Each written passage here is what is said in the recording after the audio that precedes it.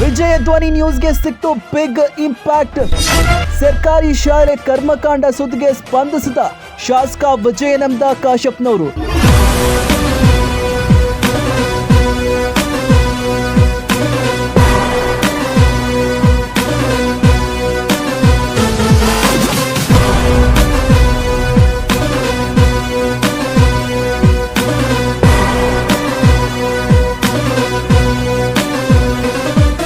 ನಿನ್ನೆ ಸರ್ಕಾರಿ ಶಾಲೆ ಕರ್ಮಕಾಂಡ ಎಂಬ ಶೀರ್ಷಿಕೆಯಡಿ ವಿಜಯ ಧ್ವನಿ ನ್ಯೂಸ್ ಸುದ್ದಿಯೊಂದು ಪ್ರಸಾರ ಮಾಡಿತ್ತು. ಬಾಗಲಕೋಟೆ ಜಿಲ್ಲೆಯ ಇಲ್ಕಲ್ ತಾಲೂಕಿನ ಕಂದಗಲ್ಲದ ಸರ್ಕಾರಿ ಶಾಲೆಯಲ್ಲಿ ಮಕ್ಕಳಿಗೆ ಆಗುತ್ತಿರುವ ತೊಂದರೆಗಳ ಬಗ್ಗೆ ಸುದ್ದಿ ಮಾಡಿತ್ತು. ಸುದ್ದಿಯ ಬೆನ್ನಲ್ಲೇ ಹುನಗುಂದ ಶಾಸಕ ವಿಜಯಾನಂದ ಕಾಶಪ್ಪನವರು ಮೊರಾರ್ಜಿ ದೇಸಾಯಿ ಶಾಲೆಗೆ ದಿಢೀರ್ ಭೇಟಿ ನೀಡಿ ಶಿಕ್ಷಕರು ಸಿಬ್ಬಂದಿಗಳನ್ನು ತರಾಟೆಗೆ ತೆಗೆದುಕೊಂಡ ಘಟನೆ ನಡೆದಿದೆ. ಶಾಲೆಯ ಕೊಠಡಿಗಳಿಗೆ ಭೇಟಿ ನೀಡಿದ ಶಾಸಕ ವಿಜಯಾನಂದ ಕಾಶಪ್ಪನವರು ಮಕ್ಕಳು ಅನುಭವಿಸುತ್ತಿರುವ ತೊಂದರೆಗಳು ಮಕ್ಕಳಿಂದಲೇ ಆಲಿಸಿದ್ರು.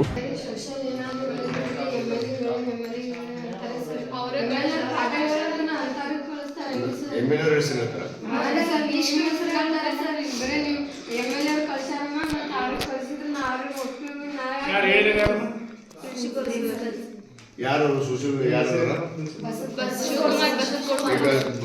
ಇರುವುದಿಲ್ಲ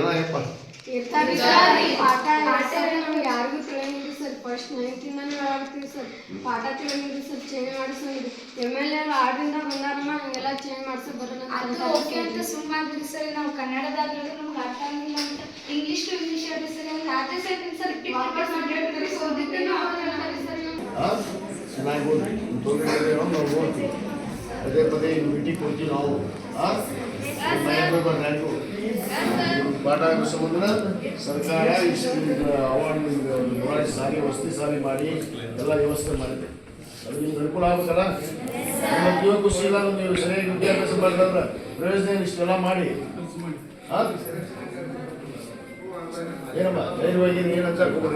ಶಾಲೆಯ ಅಡುಗೆ ಕೊಠಡಿಗೆ ಭೇಟಿ ನೀಡಿ ಅಡುಗೆಯಲ್ಲಿ ಮಕ್ಕಳಿಗೆ ಹುಳಗಳು ಬರುತ್ತಿದ್ದು ಮಕ್ಕಳಿಗೆ ರುಚಿಯಾದ ಅಡುಗೆ ಮಾಡಲು ಸಿಬ್ಬಂದಿಗಳಿಗೆ ಖಡಕ್ ವಾರ್ನಿಂಗ್ ನೀಡಿದ್ರು. ಎಲ್ಲ ಮಕ್ಕಳು ಹೇಳ್ಯಾರ ನನಗೆ, ನೀವು ಯಾವ ರೀತಿ ನಾಷ್ಟ ಮಾಡ್ತೀರಿ, ಯಾವ ರೀತಿ ಅಡುಗೆ ಮಾಡಿಕೊಡ್ತೀರಿ ಎಲ್ಲ ಕಂಪ್ಲೇಂಟ್ ಮಾಡಿ. ಪಾಪ ಏನು ತಂದೆ ತಾಯಿ ಇಲ್ಲ ಅಂದ ತಕ್ಷಣ ಅವ್ರಿಗೆ ನೀವು ನೋಡ್ಕೊಂಡು ನಿಮ್ಮ ಮಕ್ಕಳು ಹಿಂಗೆ ಸಾರಿ ಕಳಿಸಿದ್ರೆ ಹೆಂಗೆ ನೋಡ್ಕೊಂಡು ಬರೋಳ ತಿನ್ಸಿದ್ರೆ ಸ್ವಲ್ಪ ಬೇಕು ನಿಮಗೆ ಮನುಷ್ಯತ್ವ ಅನ್ನೋದು. ಇದ್ರ ನುಸಿ ಎಲ್ಲ ಹಿಂಗೆ ಹೊರ ಹೋಗಿದ್ರೆ ಅಲ್ಲ ಉದಾಹರಣೆ ಇದ್ರೊಳಗೆ ಎಷ್ಟು ಹುಳ ಇರೋದಲ್ಲ, ಡಸ್ಟು ಎಷ್ಟು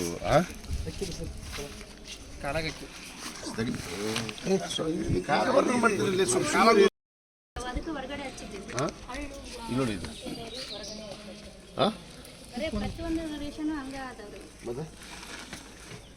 ಹೊರಗೆ ಹಚ್ಚೋದ್ರಿಂದ ಎಷ್ಟು ವಾಸ ಮಾಡ್ತೀರಾ ನೀವು? ಇಲ್ಲ ಸರ್, ಒಳಗೆಲ್ಲ ಅಕ್ಕಿಯಾಗ ಸೇರಿ ಬಿಡ್ತಾವ್ರಿ ಅವು. ಈ ಮತ್ತೆ ನುಸಿ ಅಂತೂ ಇಲ್ಲ ನೋಡಿದ್ರೆ ಸರ್ ಇವ್ನು ಓಪನ್ ಮಾಡಿವಲ್ರಿ ಈಗ. ಯಾರು ಭಯ ಪಡಬೇಡಿ, ನಿಮ್ಮ ಜೊತೆ ನಾನಿದ್ದೇನೆ ಎಂದು ವಿಜಯಾನಂದ ಕಾಶಪ್ಪನವರು. ಶಾಲೆಯ ಭೇಟಿ ವೇಳೆ ಮಕ್ಕಳು ಹೆದರುತ್ತಿರುವುದನ್ನು ಕಂಡು ಯಾರೂ ಹೆದರುವ ಅವಶ್ಯಕತೆ ಇಲ್ಲ. ಯಾರಾದರೂ ತೊಂದರೆ ಕೊಟ್ಟರೆ ನೇರವಾಗಿ ನನಗೆ ಕರೆ ಮಾಡಿ ಎಂದು ವಿದ್ಯಾರ್ಥಿಗಳಿಗೆ ತಮ್ಮ ಮೊಬೈಲ್ ನಂಬರನ್ನು ನೀಡಿದ್ದಾರೆ. ಅಧಿಕಾರಿಗಳಿಗೆ ಕರೆ ಮಾಡಿ ಖಡಕ್ ವಾರ್ನಿಂಗ್.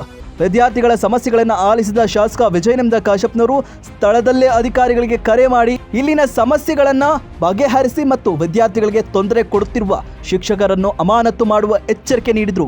ಏನಮ್ಮ ಇಲ್ಲಿ ನಿಮ್ಮ ವ್ಯವಸ್ಥೆ ನಿಮ್ಮದು ಈ ಕನ್ನಡ ಮೊರಾರ್ಜಿ ಸ್ಕೂಲ್ ನಿನ್ನೆ ವಿಸಿಟ್ ಮಾಡಿರಂತ ಅಲ್ಲ, ಅವ್ರು ವಿಸಿಟ್ ಮಾಡಿರಿ. ಎಲ್ಲರೂ ಟೂರ್ಗೆ ಹೋಗಿದಾರಲ್ಲಿ ಪ್ರಿನ್ಸಿಪಲ್ ಎಲ್ಲರೂ ಸೇರ್ಕೊಂಡು 9 ಜನ. ನೀವು ಅಲ್ಲಮ್ಮ ಪ್ರಿನ್ಸಿಪಲ್ ಅವರೆಲ್ಲ ಎದಕ್ಕೆ ಹೋಗ್ಬೇಕು? ಅವರು ಟೂರಿನ ಅವಶ್ಯಕತೆಯಲ್ಲಿ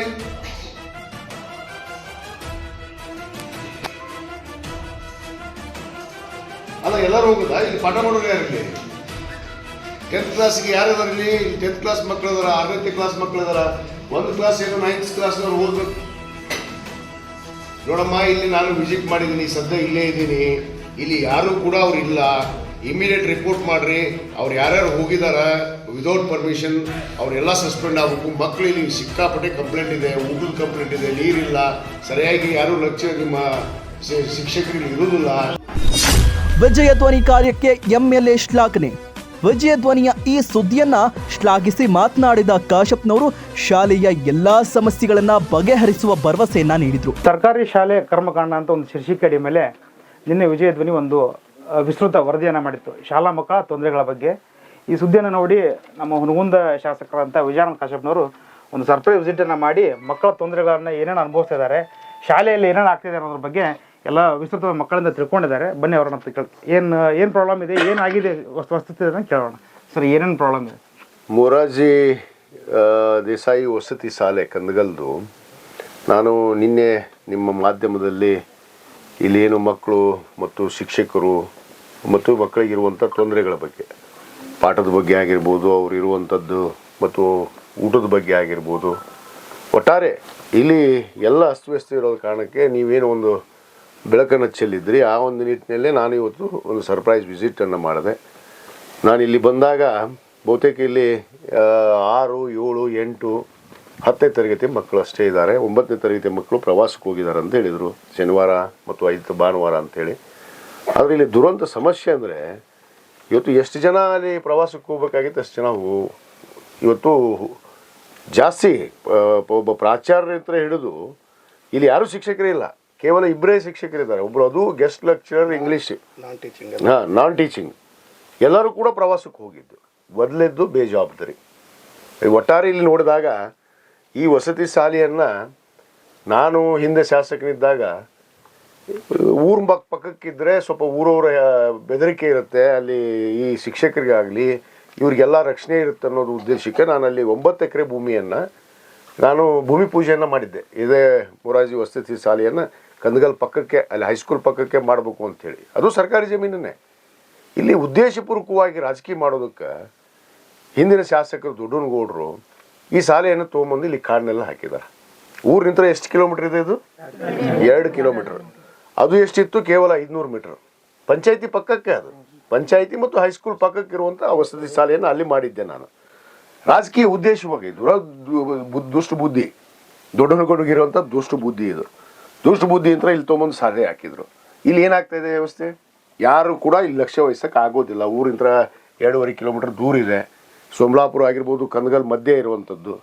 ಇಲ್ಲಿ ಪಾಪ ಬಡ ವಿದ್ಯಾರ್ಥಿಗಳು ಅನೇಕ ಬೇರೆ ಬೇರೆ ಊರುಗಳಿಂದ ಬಂದಿರ್ತಾರೆ. ಏನು ನಮ್ಮ ಮತಕ್ಷೇತ್ರದ ಮಕ್ಕಳಲ್ಲ, ಬೇರೆ ಬೇರೆ ಮತಕ್ಷೇತ್ರದ ಬಡ ವಿದ್ಯಾರ್ಥಿಗಳು ಯಾರು ಶಿಕ್ಷಣದಿಂದ ವಂಚಿತರಾಗ್ತಾರೆ, ಅವರಿಗೆ ಶಿಕ್ಷಣ ಸಿಗಬೇಕು ಅನ್ನೋ ಉದ್ದೇಶದಿಂದ ಇವತ್ತು ಸರ್ಕಾರ, ಹಿಂದೆ ನಮ್ಮ ಸರ್ಕಾರ ಇದ್ದಾಗಲೇ ಈ ಮೊರಾರ್ಜಿ ವಸತಿ ಶಾಲೆಯನ್ನು ನಮ್ಮ ಮಾನ್ಯ ಮುಖ್ಯಮಂತ್ರಿಗಳಂತ ಸನ್ಮಾನ್ಯ ಸಿದ್ದರಾಮಯ್ಯನವರು ಪ್ರಾರಂಭ ಮಾಡಿ ಅನೇಕ ಕಡೆ ಈ ವಸತಿ ಶಾಲೆಯನ್ನು ತೆಗೆದು ನಮ್ಮ ಕ್ಷೇತ್ರದಲ್ಲೇ ಈಗಾಗಲೇ ಗೂಡೂರಿಗಿದೆ, ಇವತ್ತು ರಾಣಿ ಚೆನ್ನಮ್ಮ ವಸತಿ ಶಾಲೆ ಇದೆ, ದನ್ನೂರು ಮೊರಾರ್ಜಿ ವಸತಿ ಶಾಲೆ ಇದೆ, ಕಸ್ತೂರ್ಬಾ ಸ್ಕೂಲ್ ಇದೆ.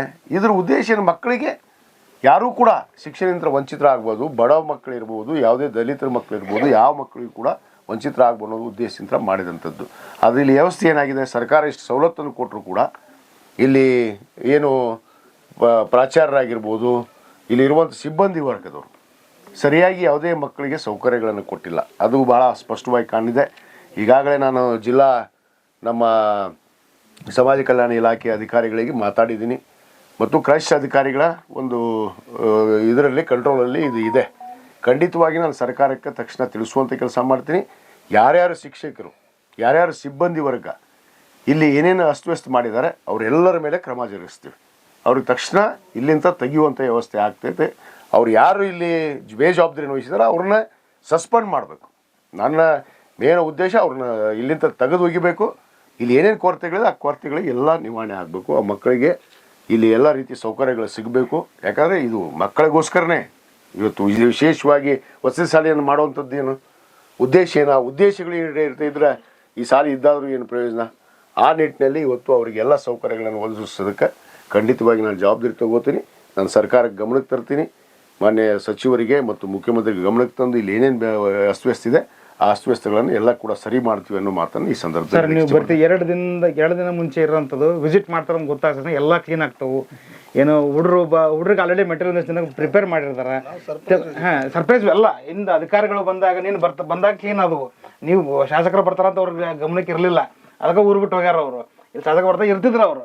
ಸರ್ಪ್ರೈಸ್ ವಿಸಿಟ್ ಮಾಡಿ ಸರ್. ಮಕ್ಕಳ ಭಾವನೆಗಳನ್ನ ನೋಡಿದ್ರಿ, ಭಾಳ ಸಮಸ್ಯೆ. ಟೀಚರ್ಸ್ ಕಮ್ಮಿ ಅದಾರ, ಪರ್ಮನೆಂಟ್ ಟೀಚರ್ಸ್ ಇಲ್ಲ, 108 ತೊಂದರೆಗಳದಾವು. ಸರ್ಕಾರಕ್ಕೆ ಯಾವ ರೀತಿ ಒತ್ತಾಯ ಮಾಡ್ತೀರಿ? ನೋಡಿ, ನನಗೆ ಅಯ್ಯೋ ಅನಿಸಿತ್ತು ಪಾಪ ಮಕ್ಕಳ ಪರಿಸ್ಥಿತಿ ನೋಡಿದ್ರೆ. ಅಕ್ಕಿಯಲ್ಲಿ ಬಾಳುಳ, ಗೋಧಿಯಲ್ಲಿ ನುಸಿ ಮತ್ತು ಎಲ್ಲ ಕಾಯಿಪಲ್ಯ ಇರ್ಬೋದು, ಇನ್ನೊಂದು ಇರ್ಬೋದು, ಅವ್ರು ವಸತಿ ಮಾಡುವಂಥ ಸ್ಥಳ ಅಲ್ಲಿ ಸರಿಯಾಗಿ ಅವರಿಗೆ ವಸತಿ ಮಾಡೋದಕ್ಕಿಲ್ಲ. ಎಲ್ಲ ನೋಡಿದಾಗ ಶೌಚಾಲಯಗಳು ಸರಿ ಇಲ್ಲ, ಅಲ್ಲಿ ಯಾರು ಕೂಡ ಅಡಿಗೆ ಸಿಬ್ಬಂದಿ ಕೂಡ ಸರಿ ಇಲ್ಲ. ಅವರು ಮುಖ್ಯ ಕಾರಣ. ಯಾಕಂದ್ರೆ ಬಾಳುಳ ಇರುವಂಥ ಅಕ್ಕಿಯನ್ನು ಹಾಕಿ ಅವ್ರು ಅಡುಗೆ ಮಾಡಿ ತಿನ್ನಿಸ್ತಾರೆ ಅಂದ್ರೆ ಇಲ್ಲೇ ಅರ್ಥ ಆಗುತ್ತೆ. ಅವ್ರ ಮಕ್ಕಳಿಗೆ ನಾನು ಅದನ್ನೇ ಕೇಳಿದೆ ಅವ್ರಿಗೆ, ನಿಮ್ಮ ಮಕ್ಕಳಿಗೂ ಇದೇ ಥರ ತಿನ್ನಿಸ್ತೀರಾ? ನಿಮ್ಮ ಮಕ್ಕಳು ಇದೇ ಥರ ಸಾಲಿಗೆ ಹೋದ್ರೆ ಬಾಳುಳ ತಿನ್ಬೇಕಾ? ಮನುಷ್ಯತ್ವ ಇರಬೇಕು. ಮನುಷ್ಯತ್ವ ಇರೋರು ಇದು ಕೆಲಸ ಮಾಡೋದಿಲ್ಲ.